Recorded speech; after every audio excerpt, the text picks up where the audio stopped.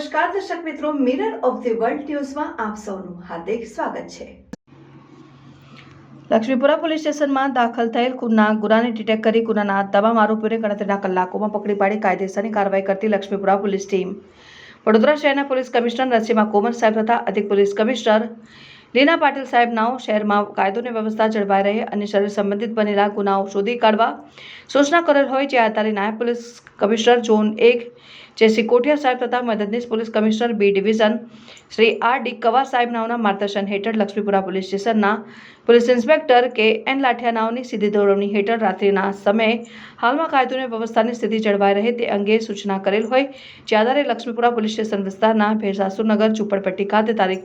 19મી March 2025ના રાત્રિના સમયે સામાન્ય બોલાચાલી ઝઘડામાં પિયુષ રાઠોડ ઉંમર વર્ષ 28 અને તેના પાડોશી પ્રવીણ પંચાલ તથા તેની પત્ની અને બનેવી દ્વારા ગરદાપાટુનો માર મારી મોત નિપજાવેલ હોય, જે અંગે લક્ષ્મીપુરા પોલીસ સ્ટેશનમાં ફરિયાદ નોંધાયેલ, જે આધારે